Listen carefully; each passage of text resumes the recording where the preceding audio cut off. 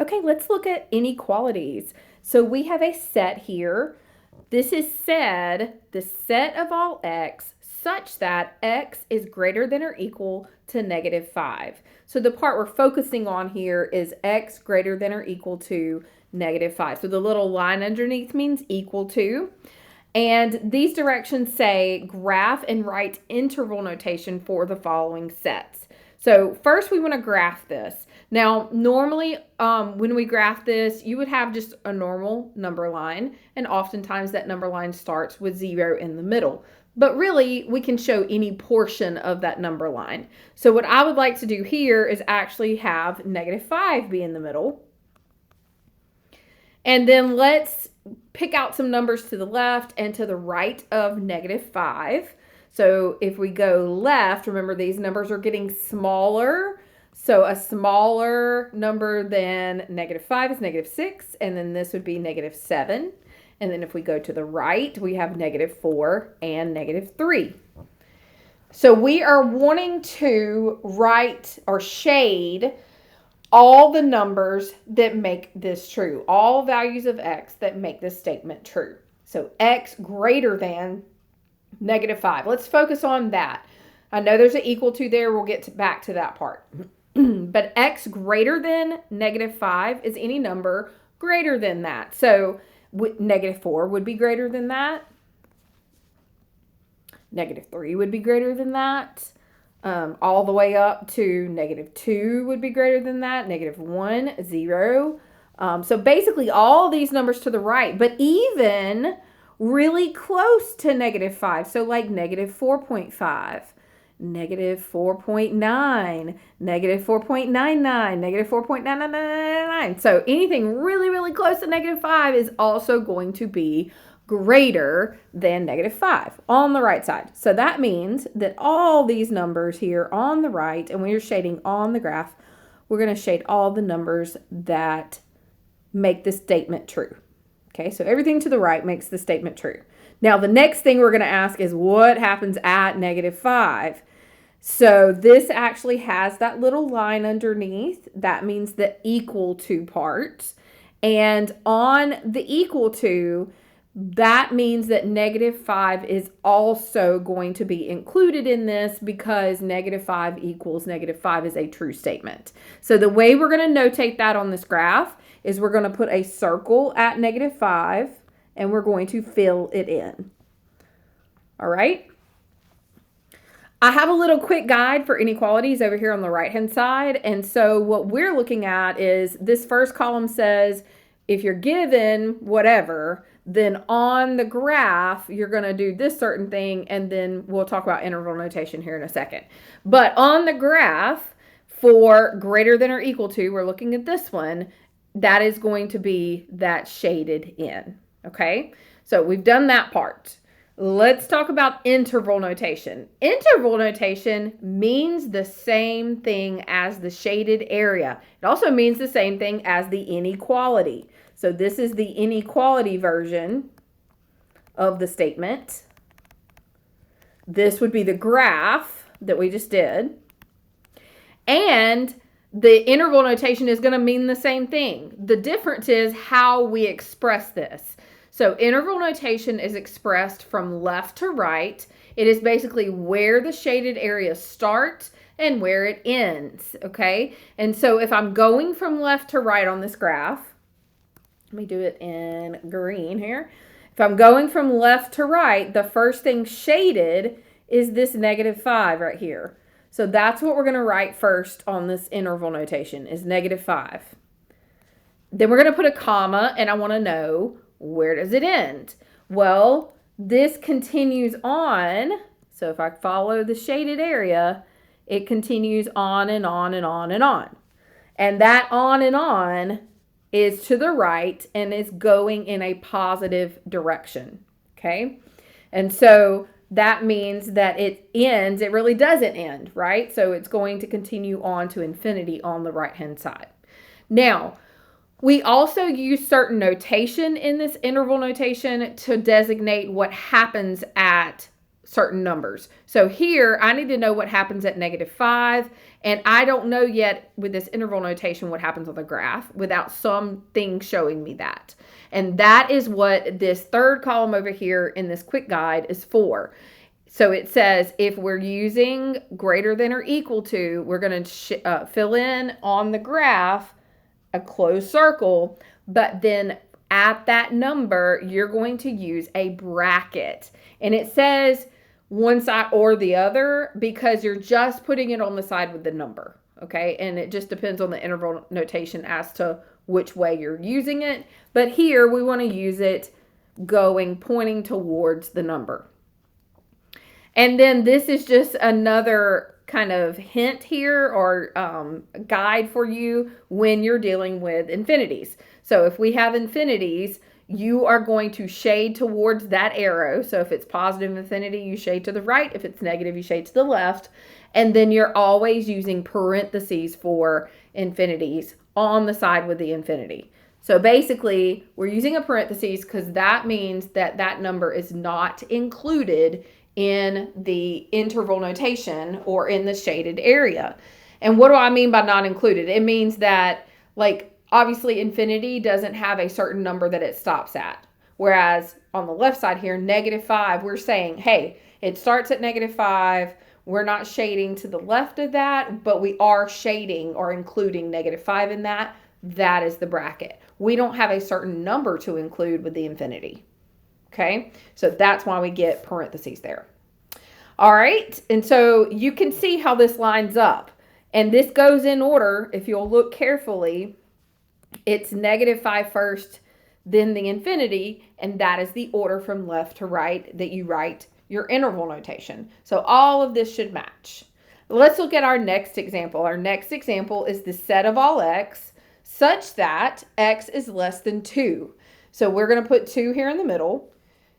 A number to the left would be 1, and then a number to the right would be 3. And what is this inequality sign saying here? Sometimes it's hard to say it out loud and know which is which. So this is x less than 2. And that means we're now shading everything that is less than 2. So that means we're going to the left.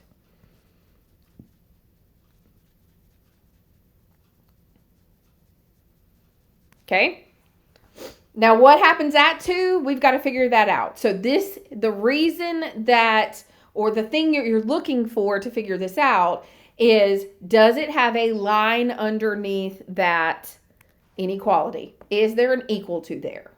Well, in our first example, there was, but in this one, there's not. And so we are looking at this example over here on our quick guide. That is going to be an open circle at 2. So that means this gets really, really close to it, but at 2, it is not going to include 2. It'll include 1.9999, but not 2 itself, okay? So one thing that can be helpful before we move to interval notation is to identify which infinity it is. So this infinity is going left, and that is going to be negative infinity. And so similar to what I did in the first one, go and highlight kind of the important parts of this graph. The important part here is the negative infinity and the 2 was an open circle, right? That is the order you're going to write interval notation. So from the left side, we're doing negative infinity. So the infinity can come first if you shade left. And then all the way up to 2. And we have an open circle here. So instead of a bracket, we are using parentheses on that side. So this is going to be 2, and we're going to close it out. That parentheses says, hey, you're getting really close to 2, but you're not going to include 2. Okay? There's no way to really express 1.999. So that's why we put the 2 and just say, hey, just don't include the 2. Okay? So that's our interval notation. You probably see a pattern here, hopefully, that the sign of the inequality, the way it's pointed, that one's pointing right. That means we shaded on the right and infinity was on the right. Here, this is pointing left. You shaded left and infinity was on the left. And if it's left, it's negative. Okay, so all these, again, should go together. Now, I will say when we start doing these next two problems, it is very important to work it to where you do have x on the left. If I was to switch this around and do 2 less than x, that does not mean the same thing. Okay, so just a quick example there. That doesn't mean the same thing. So if I was to flip this whole thing around and rewrite this with x on the left, this would actually be x greater than 2. So do you see that if you're going to flip the sides, you have to flip the inequality in the middle as well? And I like the x on the left. So that's just a quick example of being very careful the way that you work these problems. Okay, let's do an example where we're doing more than just graphing. Maybe we don't have our inequality like we need it to begin with. And so looking at these two problems, we are solving, and then we're going to graph and write in interval notation. And when we solve this, we're solving almost identically to the solving of linear equations, with one part that's a little bit different, but we will cover that when we get to it, okay? So I want you to pretend like that's an equal sign. It's not. You're still going to bring down the less than sign here, but pretend it's an equal sign, and let's go through this process of solving. So we're going to subtract 6x from both sides. 8x minus 6x is 2x. Bring down the minus 3. Go ahead and bring down your less than. That's just going to follow along. And then bring down our 9. Okay, continuing to solve for x here. We're going to add 3. That's 2x is less than 9 plus 3 is 12. And divide by 2. So x is less than 6. And there's really nothing different that happened here. And that's fine. Okay, so from here, we're going to graph. So this is our inequality answer. If you have that in your homework, if it says the word inequality, then this is what you would write. If it says interval notation, then obviously this is what we're writing. Okay, but let's graph first. So we've got 6 here in the middle. This would be 5. This would be 7. And which way are we going? This says left, right? Because it's, or correct, because this says x less than 6. So you could also match up the arrows here. This arrow matches with this arrow. That's the direction you are shading. So we're going to shade to the left. And again, just as a note, I'm shading on the actual line, not above the line. I see some of my students do this up here. Don't do that. Go ahead and just do it on the line. Okay, so from 6 on, now what happens at 6? There is no equal to. There's no line underneath this. So that means 6 is not included, and we are not going to include it by doing a open circle there. Open circle. All right, go ahead and identify your infinity before you write your interval notation. So we went left. That's going to be negative infinity. And then what are going to be my two things I need for the interval notation? It's going to be the infinity and the number. Okay, so in that order. So this is going to be negative infinity first, then 6. And what am I putting with the 6? Think about it. I'm not including it, so that means a parentheses with it as well. Okay, so that's that one. Let's look at our next one. 1 minus 4x is less than or equal to 2x plus 25. So we're going to, again, solve for x. Now, I want to say this. I didn't say it in the first one, but I'm going to reiterate. It is really important to get your x on the left here. You could certainly work this by adding the 4x and moving it to the right, but then your answer will be kind of backwards from what you want to see. Okay, so here I would still go ahead and move the 2x in the same order that I've worked on many of these problems in the past. Okay, so this is 1 minus 6x is less than or equal to 25. Now move the 1.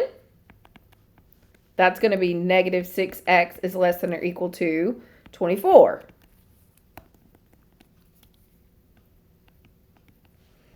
Okay, and last, we're going to divide by negative 6. Okay, now here's the thing. I said there's one part that's a little bit different here, and this is it. When you divide by a negative, it does something to the inequality here in the middle. It is going to flip it. Okay, so let's make a quick note. If you divide by negative number, you must flip the inequality. Okay, so that means this right here has to flip over. All right, so we can simplify as usual. So this is just going to be x, but this sign in the middle here is going to flip from less than to greater than or equal to. And then you're going to continue to just do your normal math on the right-hand side. So 24 divided by -6 is -4. Now, I want to be clear here. You're only flipping it when this sign in front of x is negative. I don't care what sign that number on the right is. That number does not tell me to do anything. It is the sign or the coefficient in front of x that's determining whether you flip it or not. Okay? All right, so now that we've got it flipped, we've got x greater than or equal to -4. Here's -4. And let's go ahead. I'm not putting the numbers on either side because we should be able to figure out which side we're shading now. This arrow basically points right, so we want to shade to the right. So let's do that. We are shading to the right here. Okay, and then what happens at -4? We have a line underneath here. That means it's equal to. So that means at -4, we can include that. So we're doing an circle that's filled in, closed circle there. Okay, and then put your infinity down. Which infinity is this if we're going right? Positive infinity. Okay, so what's our important things here? It's going to be the 4 with a closed circle and a positive infinity. So those are going to be the two things in our interval notation in that order. So -4 first, then infinity, and we are closing this out. Did I mess up here? What did I mess up on? Right there. Why did that need to change? It needed to change because this is what was an equal to. This is a closed circle, and a closed circle is a bracket. It's a bracket, okay? So again, if you have the equal to, you're looking at a bracket. You're saying, hey, you can be part of the club. But other people have to stay out if they're not equal to. Okay, so if it's just less than or greater than, then you got to stay out. All right, I hope that made sense. I know that was silly, but I hope that made sense. So again, more than anything, the two things that you need to know here is when you are solving, you need to make sure to put x on the left. And then when you divide by a negative, you're flipping the inequality sign over. So that's going to flip which way you shade. Okay?